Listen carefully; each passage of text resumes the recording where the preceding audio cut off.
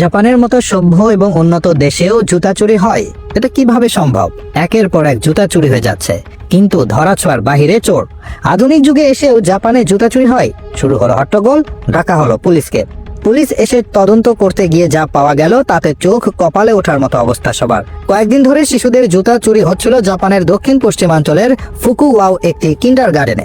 বারবার এমন কাণ্ডে শিক্ষক ও অভিভাবকেরা চিন্তার মধ্যে পড়ে যান। তারা ধারণা করেন কোনো মানুষই হয়তো জুতাগুলো চুরি করছে। পরে পুলিশের সহায়তায় সিসিটিভি ফুটেজ চেক করতে গিয়ে ধরা পড়ে কোনো মানুষের কাজ নয়, জুতোগুলো চুরি করছে একটি বেজি। প্রথা অনুযায়ী জাপানের মানুষ সাধারণত জুতা খুলে ঘরে প্রবেশ করে, আর স্কুলে যে জুতাগুলো চুরি যাচ্ছিল সেগুলো চটি, যা শিশুরা ঘরের ভেতরে পড়ে। তাই ঘরের ভেতর প্রবেশের দরজার কাছে সেগুলো রাখা ছিল। চোখের আড়ালকে এসব জুতা চুরি করছে।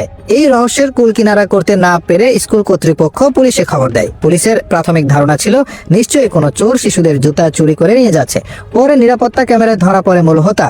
চলতি মাসের শুরুর দিকে জাপানের প্রশাসনিক অঞ্চল ফুকুওকার কোগাই গোশো কোডোমো এন কিন্ডারগার্টেনে এই ঘটনা ঘটে। স্কুল কর্তৃপক্ষের অভিযোগ পাওয়ার পর পুলিশ স্কুলে 3টি সিসিটিভি ক্যামেরা লাগিয়ে দেয়। পরবর্তীতে সেই ক্যামেরায় ধরা পড়ে একটি বেজি মুখে করে একটি ছোট জুতা নিয়ে যাচ্ছে। জাপানের ওই কিন্ডারগার্টেনে প্রথম দিন বেজি সব জুতা এলোমেলো করে রাখে এবং 15টি জুতা নিয়ে যায়। পরদিন আরো 6টি জুতা চুরি হয়। পরে আবার বেজিটি ফিরে আসে এবং আরো একটি জুতা চুরি করে। এই পরের দিন পুলিশের ক্যামেরায় ধরা পড়ে এই দুর্ধর্ষ চোর। মজার ব্যাপার হলো, বেজিটি কেবল ঘরে পরার সাদা রঙের ক্যানভাস কাপড়ের তৈরি জুতাগুলো নিয়েছে, কেননা সেগুলো খুবই হালকা। বেজিটি সহজেই সেগুলো মুখে করে নিয়ে যেতে পেরেছে। তবে ফুটেজ দেখার পর জুতা চোর যে মানুষ নয় তা দেখে স্বস্তির নিঃশ্বাস ফেলেছেন ওই অঞ্চলের উপ পুলিশ প্রধান হিরুয়াকি ইনাদা।